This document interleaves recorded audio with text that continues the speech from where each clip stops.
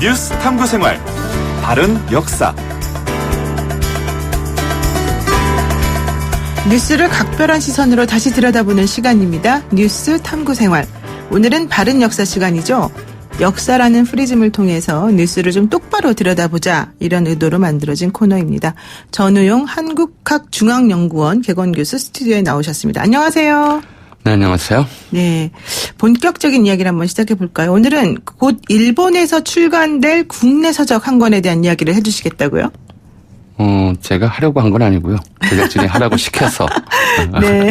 할 수밖에 없게 됐습니다. 네네. 사실 하기 싫으셨다, 이런 취지로 받아들여도 됩니까?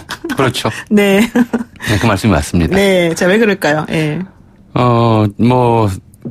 전에 소개해 주셨지만, 사실 이제 이 책이 담고 있는 여러 이론적 또 방법론적인 내용들은 굉장히 오래전부터, 그러니까 1980년대 말부터 한국 학계 일각에서 이제 진행돼 왔던 것들이고요. 뭐 특별할 것도 하나도 없어요.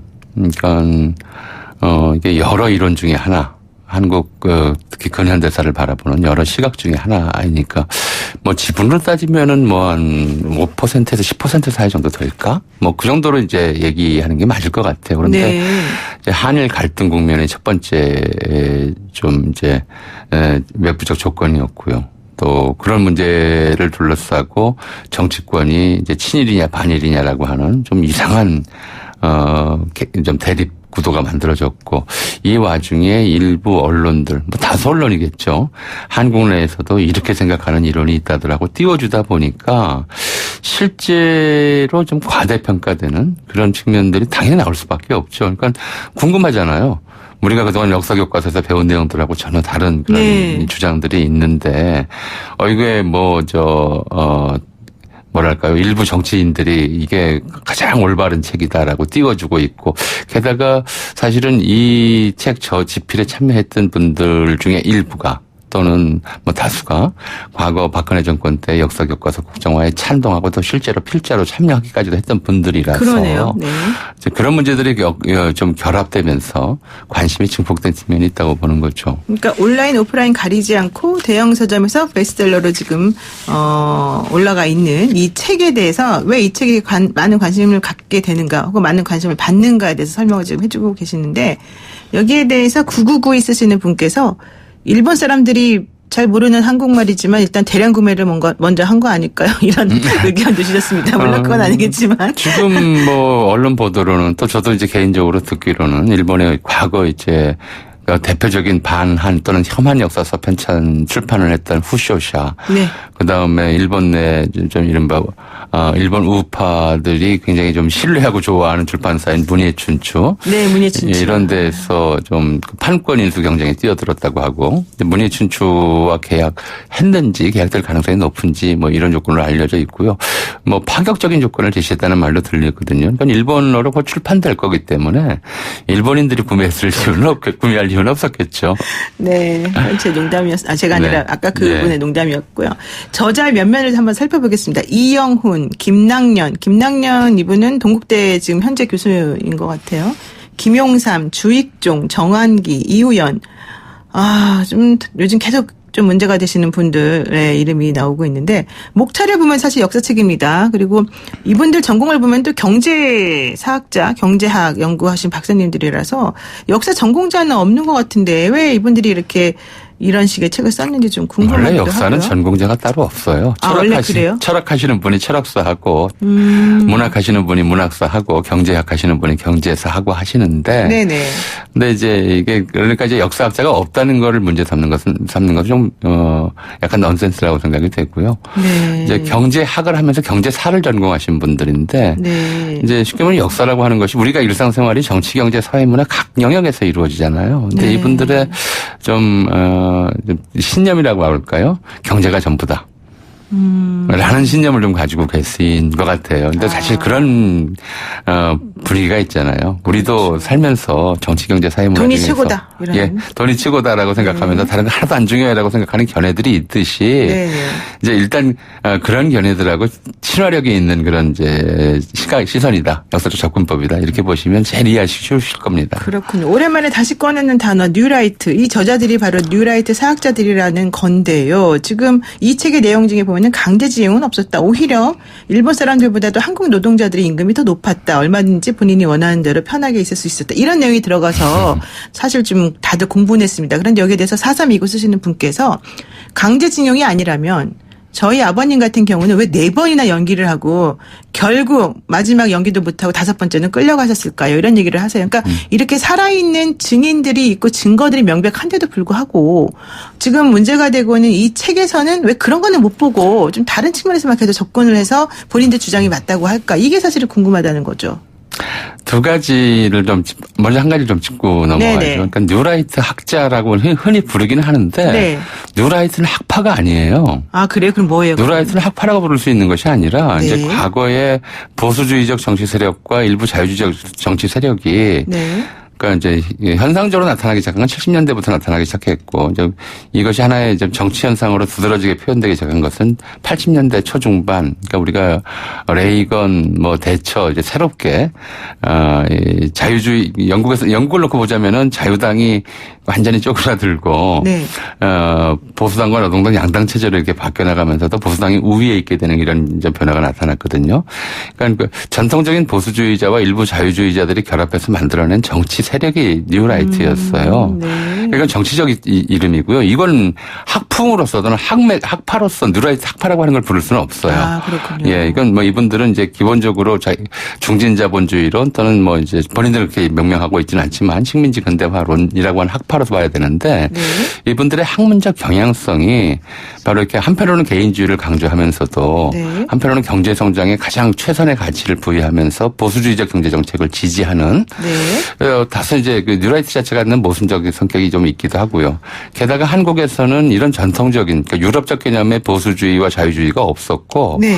뭐 이제 우리가 굳이 쓸 말이 없으니까 이제 군사 독재 시절의 권위주의 그룹하고 그다음에 1970년대 민주화 운동 중에 상층부 그룹하고 결합해서 이른바 저 1980년대 노태우 김영삼 3당 합당이 있었잖아요. 네네.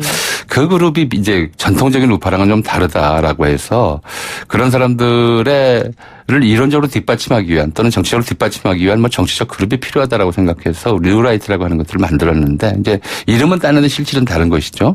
근데 여기에 학문적 학자들이 많이 들어갔고 그분들을 보통 뉴라이트 계열 학자라고 부르긴 하는데 학파 이름은 아니죠. 네, 그렇군요.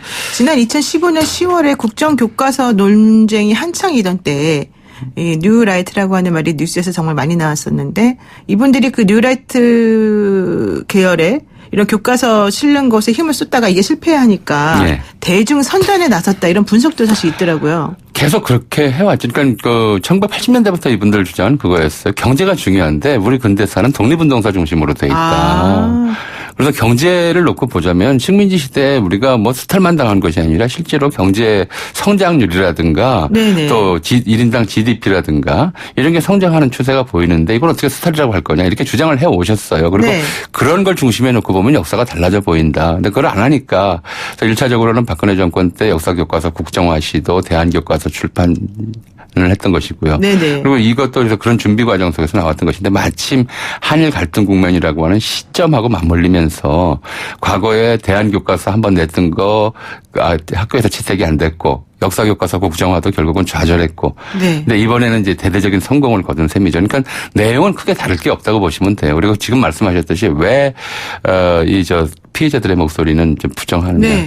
이 실증주의가 문헌 실증주의라고 하는 것이 갖는 맹점이죠. 아, 문헌 실증주의. 예. 그러니까 일본인들이 무슨 법을 제정해서 이렇게 징용령을 제정을 했으면 그 법을 어떻게 지켰는가만 보면 되는 거예요. 그러니까 그 안에서 이루어진 온갖 반인륜적이거나 또는 이제 보편 상식에 어긋나는 모든 이제 전시하의 그 악법들. 네. 이것도 악법도 법이니까 이건 법을 지키는 행위지, 네. 나쁜 짓이 아니다. 무슨 뭐 이제 인권 침해가 아니다 이렇게 생각을 하는 것이죠. 그러니까 그렇군요. 그 법 체제 안에서 이루어졌던 온갖 만행들 자체를 피해자들의 목소리를 기억이 왜곡된 것으로 치부하고 문서 기록이 없다는 이유로 이제 근거 없는 것으로 치부하는데 그러면서도 이제 예컨대 징용 같은 경우에는 조선인 노동자들이 더 뭐 좋은 대우를 받았다. 이거는 사실 자체가 어긋나는데도 이제 근본적으로 그런 주장까지 펴는 지경에까지 이르렀다고 봐야 되겠죠. 그러니까 이분들이 사실은 낙성대 연구소라고 하는 것에 몸담고 있는 분들이 많다 그러고 또 이승만 학당 사람들이다 뭐 이런 얘기도 있는데 결과론적으로는 이쪽에 뭐 정부 지원금이 또 이제 들어가고 그러기 때문에 또 이렇게 활발하게 활동하는 거 아닌가 생각도 들었습니다. 어쨌든 중요한 거는 왜 하필이면 이 책이 이 시기에 이렇게 팔리는가? 왜 우리는 쉽고 재미있게 읽을 수 있는 우리의 역사서, 특히 근현대사와 관련된 역사서를 많이 못 갖는가? 이런 건 좀 반성해야 되나요, 우리가? 아니요.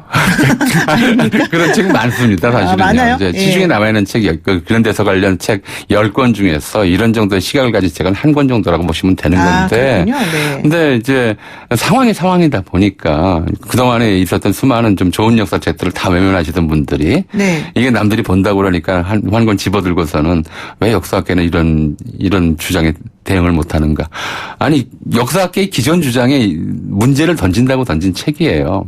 그러니까 이게 뭐 그렇게 보시면 이 책이 갑자기 너무 잘 된 책이라서 팔리는 것이 아니라 네. 좋은 책이라서 팔리는 게 아니라 때로는 전혀 좋지 않은데도 어떤 상황에 따라 팔리는 것이기 때문에 뭐 책이 많이 팔리는 상황을 만들어 놓은 것도 사실은 정치권과 언론이고요.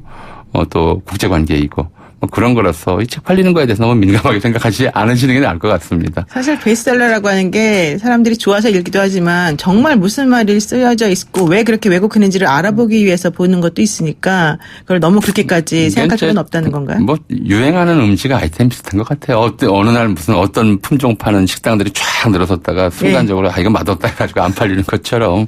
근데 그런 상황이라고 좀 보시면 될 것 같습니다. 네, 그렇습니다. 어쨌든 뭐 긍정적이든 부정적이든 많은 분들이 관심을 가지고 계시는데요. 자, 짧게 역사학자로서 그 느끼시기에 우리 청취자 여러분들이 독자로서 어떤 기준을 가지고 우리 역사를 되돌아봐야 되는지 짧게 하나만 제안을 좀 해주십시오. 그러니까 인간은 돈벌레가 아니다.